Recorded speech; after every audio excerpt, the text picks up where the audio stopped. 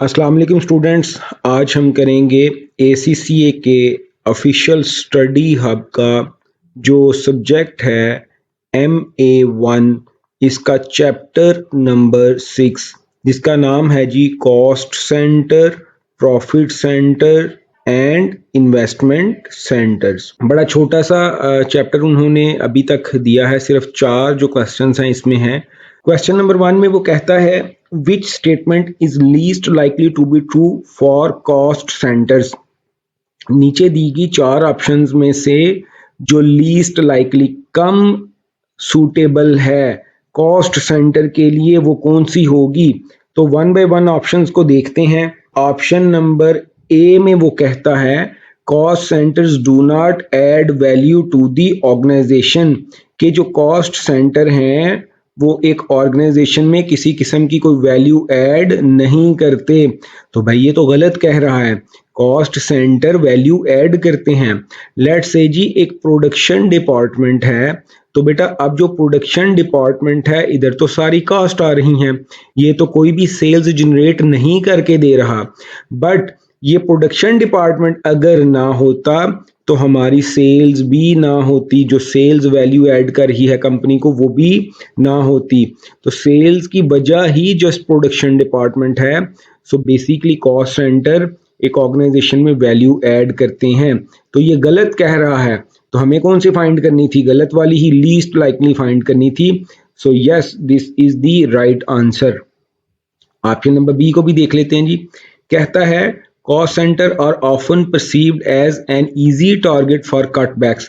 जी सही कह रहा है ये, कॉस्ट सेंटर जो हैं वो इजी टारगेट होते हैं कंपनी ने अगर किसी किस्म के कटबैक्स करने हो, बचत करनी हो, चीज़ों को कर्टेल करना हो, अपने एक्सपेंसेस को कम करना हो, तो सबसे पहले वो कॉस्ट सेंटर्स की तरफ ही आती हैं कि ये तो हमारे एक्सपेंसेस लगा रहे हैं, हम इनमें से सबसे पहले अपने एक्सपेंसेस को कंट्रोल करते हैं, बाद में हम जो प्रॉफिट सेंटर्स हैं उनकी तरफ जाएंगे।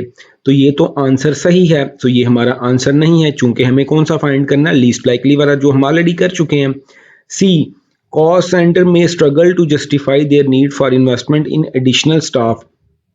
कॉस्ट सेंटर को मुश्किलात का सामना करना पड़ता है इस चीज़ को साबित करने के लिए, इस चीज़ को जस्टिफाई करने के लिए कि उन्हें मज़ीद स्टाफ चाहिए, नया स्टाफ चाहिए, और नए स्टाफ की इन्वेस्टमेंट कंपनी करने से गुरेज करती है। चूंकि कॉस्ट सेंटर्स में अगर न्यू एम्प्लॉइज को ऐड करेगी तो बेसिकली क्या होगा, उनकी ऑलरेडी जो इन्वेस्टमेंट है कॉस्ट सेंटर में उसमें मज़ीद इन्वेस्टमेंट होगी। तो कंपनी इस चीज़ को परहेज करती है क्योंकि समटाइम वो समझती है कि कॉस्ट सेंटर सिर्फ हमारी इन्वेस्टमेंट ही लगाते हैं। तो ये ऑप्शन भी बिल्कुल सही है, ये भी हमारा आंसर नहीं होगा। Option number D, cost centre may lose out to revenue generating centres in fight of scarce resources. जी बिल्कुल सही कह रहा है, अगर प्रॉफिट सेंटर या revenue generating centre versus cost centre हो और कोई चीज़ जो स्कैर्स है, जो कम है, वो अगर बांटनी हो तो कंपनी की प्रायोरिटी हमेशा पहले प्रॉफिट सेंटर को वो चीज़ देने की होती है चूंकि वो चीज़ कमी में है, और कॉस्ट सेंटर जो है प्रॉफिट सेंटर के बाद में आता है, इसकी बारी बाद में आती है। So option number A is the least likely to be true regarding the cost centres. बाकी सारी ऑप्शंस हमने बारी बारी डिस्कस कर ली हैं। Question number 2, which statement about cost and profit centre is not true. नीचे दी गई 4 ऑप्शन में से 3 ऑप्शन सही हैं और एक ऑप्शन गलत है। वो जो गलत ऑप्शन है वही हमारा सही आंसर होगी। A option, profit centre generally sit higher of the organisation hierarchy than cost centre. वो कहता है प्रॉफिट सेंटर को प्रायोरिटी दी जाती है हायरार्की यानी कि तरतीब में उनको ज़रा ज़्यादा सीनियर, ज़्यादा अच्छा कंसिडर किया जाता है as compare to cost centre. तो बिल्कुल सही बात है जी, प्रॉफिट सेंटर को प्रायोरिटी दी जाती है। ये बेटा ऐसे ही है जैसे फॉर एग्जांपल किसी घर में 4 भाई हैं और उन 4 भाइयों में से एक भाई कमाने वाला है, जो अर्निंग करता है, जो जॉब वगैरह बिजनेस कर रहा है, तो नॉर्मली उसकी ज़्यादा सुनी जाती है चूंकि वो इनकम जनरेट करके ला रहा है एज कंपेयर टू दूसरे भाइयों के। तो इसी तरह चूंकि प्रॉफिट सेंटर कंपनी में प्रॉफिट्स जनरेट कर रहा है, कॉस्ट सेंटर सिर्फ इन्वेस्टमेंट्स लगवा रहे हैं, तो दैट्स वाई प्रॉफिट सेंटर को ज़्यादा ऊपर प्रायोरिटाइज किया जाता है।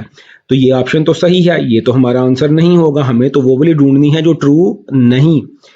B option, there may be several cost centre within a profit centre, सही बात है जी। एक प्रॉफिट सेंटर के अंदर काफ़ी ज़्यादा कॉस्ट सेंटर हो सकते हैं।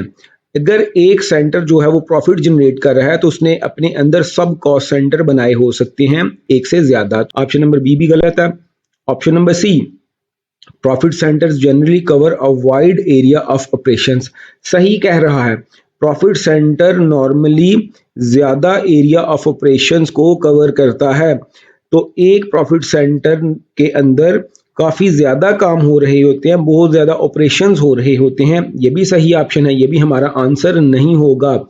Last option D, it is not possible for a cost centre to become a profit centre, वो कहता है जो चीज़ एक दफ़ा कॉस्ट सेंटर बन गई अब उसके लिए मुमकिन नहीं कि वो प्रॉफिट सेंटर बन सके, ये बात गलत है। ये हमारा सही आंसर होगा। सो यही नॉट ट्रू है। अब ये नॉट ट्रू क्यों है? Let's say G production department basically एक कॉस्ट सेंटर है, तो ये कहता है कि अगर प्रोडक्शन डिपार्टमेंट एक दफ़ा कॉस्ट सेंटर बन गया तो अब उसके लिए ये मुमकिन नहीं है प्रॉफिट सेंटर बनना। तो हम अज्यूम करते हैं जी 2022 में ये प्रोडक्शन सेंटर ही था। अब 2023 में कंपनी के मैनेजमेंट ने ये सोचा कि प्रोडक्शन डिपार्टमेंट जो है ये खुद से भी सेल जनरेट कर सकता है। प्रोडक्शन डिपार्टमेंट चूंकि चीज़ें प्रोड्यूस कर रहा है तो इसको इजाज़त है कि ये डायरेक्टली अगर चीज़ें बेचना चाहे, यानी कि कंपनी के सेल्स डिपार्टमेंट को तो ये चीज़ें प्रोवाइड करता ही है बना के, लेकिन अगर डायरेक्टली खुद भी सेल्स जनरेट करना चाहे तो ये कर सकता है। तो बेटा इधर हमने देखा कि पहले production department as cost centre act कर रहा था, लेकिन जब वो अपनी सेल खुद जनरेट करेगा तो अब वो सेल्स जनरेट करने के बाद खुद प्रॉफिट सेंटर भी बन जाएगा। सो डी ऑप्शन जो है ये रॉन्ग थी, नॉट ट्रू थी। Question number 3, what is meant by responsibility accounting? तो रिस्पॉन्सिबिलिटी अकाउंटिंग क्या होती है? हमने पढ़ा हुआ है कि इसमें एक इंसान जो भी कॉस्ट इंकर करता है खुद से, जो उसके कंट्रोल में होती हैं, वो उसकी रिस्पॉन्सिबिलिटी होती है कि भाई जो तुमने कॉस्ट जनरेट की हैं, इंकर की हैं, तुम्हारी वजह से, तुम्हारे डिसीजन की वजह से, तुम्हारे एरिया ऑफ कंट्रोल की वजह से तुम उसके रिस्पॉन्सिबल होगे। तो वन बाय वन ऑप्शंस को देखते हैं। ए, A manager must take responsibility for all cost allocated to their department। वो कहता है एक इंसान की ये जिम्मेदारी है कि उसके डिपार्टमेंट को जितनी भी कॉस्ट एलोकेट की गई हैं वो उसकी जिम्मेदारी है। तो भाई ये बात गलत है। एक manager, let's suppose department A B C का वो मैनेजर है, लेट्स से जी मैनेजर का नाम था मिस्टर पी, तो अब मिस्टर पी की अपनी वजह से आई होंगी, जो उसकी अपनी वजह से आई होंगी उसका तो वो जिम्मेदार होगा, लेकिन उस एबीसी डिपार्टमेंट को कुछ कॉस्ट ऐसी होंगी जो हेड ऑफिस ने या उसके सीनियर्स ने डिसीजन किए होंगे, उनकी वजह से आई होगी। तो बेटा जो हेड ऑफिस या सीनियर की वजह से आई होंगी उनका रिस्पॉन्सिबल नहीं होगा। सो बेसिकली ऑप्शन नंबर ए में एक तो ये वाली कॉस्ट है और एक ये वाली कॉस्ट है, इन दोनों को प्लस करके अगर हम एलोकेटेड निकालें तो ये दोनों आ सकती हैं, तो ये वाली कॉस्ट का रिस्पॉन्सिबल वो नहीं होगा। सो ऑप्शन नंबर ए तो होगी हमारी गलत। ऑप्शन नंबर बी, इसमें वो कहता है a manager should only be held accountable for cost that they can control. एक मैनेजर को सिर्फ हम उसी कॉस्ट के लिए अकाउंटेबल करेंगे, उसी के लिए वो जवाबदेह होगा जो उसके अपने कंट्रोल में है। Yes, this is the right answer. हमने पहले ये डिस्कस किया था कि एक इंसान के अपने एरिया ऑफ कंट्रोल की वजह से जो कॉस्ट आती हैं उसी को हम रिस्पॉन्सिबिलिटी अकाउंटिंग कहते हैं। So it is basically the concept of you are only responsible for that which is in your control. तो बी ऑप्शन सही है जी, यही रिस्पॉन्सिबिलिटी अकाउंटिंग होती है। सी को देखते हैं। A manager should share responsibility of cost which were incurred for the benefit of the whole organization। भाई वो कॉस्ट जो पूरी कंपनी के बेनिफिट के लिए इंकर की गई हैं उसका मैनेजर रिस्पॉन्सिबल क्यों होगा? मैनेजर के डिसीजन की वजह से तो वो नहीं आई, मैनेजर के कंट्रोल की वजह से तो वो नहीं आई। तो अब हमने अगर किसी कंपनी के फायदे के लिए कोई कॉस्ट इंकर की और एक्चुअली वो फायदा नहीं हुआ, वो लॉस हो गया, तो अब हम मैनेजर को आगे पूछना शुरू कर दें, भाईजान आपके फायदे के लिए हमने ये कॉस्ट लगाई थी, तो ये क्या हुआ, ये फायदा क्यों नहीं आया? तो अब आप जवाब दें, तो वो बेचारा तो बोलेगा सर ये मेरे कंट्रोल की वजह से तो नहीं आई। सो ऑप्शन नंबर सी पूरी ऑर्गेनाइजेशन का रिस्पॉन्सिबल वो नहीं होगा। D, a manager must be held responsible for the actions of all staff in their department। एक मैनेजर रिस्पॉन्सिबल होगा अपने स्टाफ की तमाम हरकत की वजह से जो उसके डिपार्टमेंट में है। जी डिपार्टमेंट तो उसके कंट्रोल में होता है, ऐसा तो है, उसको अपने डिपार्टमेंट को कंट्रोल करना है, बट रिस्पॉन्सिबिलिटी अकाउंटिंग में हम कॉस्ट की रिस्पॉन्सिबिलिटी लेते हैं मैनेजर की। सो डी भी जो है ये रॉन्ग ऑप्शन है। क्वेश्चन नंबर 4 में वो कहता है which individual is managing an investment centre. नीचे दी गई 4 ऑप्शन में से इन्वेस्टमेंट सेंटर वाली ऑप्शन कौन सी है? तो इन्वेस्टमेंट सेंटर के बारे में आपको पता होना चाहिए कि ये वो है जिसमें 3 ऑप्शंस होंगी। एक तो वो प्रॉफिट सेंटर होगा, प्रॉफिट जनरेट कर रहा हो, नंबर 2 वो कॉस्ट सेंटर भी हो, और नंबर 3 कैपिटल एक्सपेंडिचर्स जो हैं वो भी उस इंसान के कंट्रोल में हो। तो नंबर ए को देखते हैं, the head of marketing responsible for large advertising budgets. तो हेड ऑफ मार्केटिंग डिपार्टमेंट सिर्फ मार्केटिंग के लिए ही रिस्पॉन्सिबल होगा, ये कोई रेवेन्यू जनरेट नहीं करेगा। तो ये तो हो गया cost centre.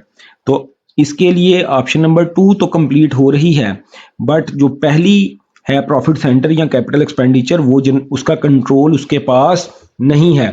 So option number A wrong answer है। Option number B, the head of accounts payable responsible for ensuring the organization pays suppliers on time।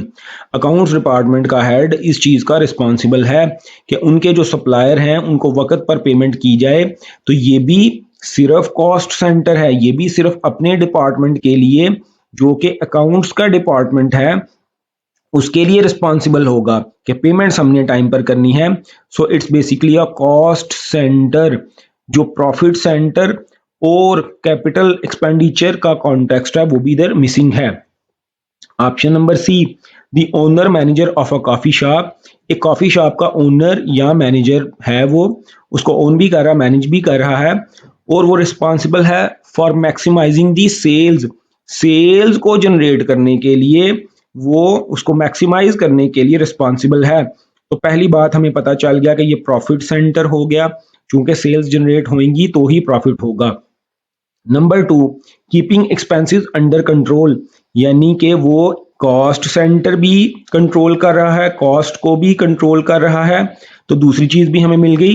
And the purchase of all non current assets, जितने भी non current asset हैं यानी कि capital expenditure हैं, तीसरी चीज भी हमें मिल गई, उनको भी वो कंट्रोल करेगा। तो बेटा C is the right answer, ये इन्वेस्टमेंट सेंटर है। लास्ट ऑप्शन देख लेते हैं, D, the sales director of an established retail chain. Sales director है responsible for retaining and attracting the customer to meet sales target, यानी कि ये sales target को अचीव करने के लिए इसमें एक चीज तो है कि ये रेवेन्यू जनरेट करेगा, मींस प्रॉफिट सेंटर तो है। And managing the sales department cost, और कॉस्ट को भी ये रिस्पॉन्सिबल है यानी कि कॉस्ट सेंटर भी है। बट इधर कहीं भी हमें ये तीसरी ऑप्शन जो कैपिटल एक्सपेंडिचर को कंट्रोल करने वाली थी वो नहीं मिल रही। सो डी वाली भी ऑप्शन रॉन्ग है।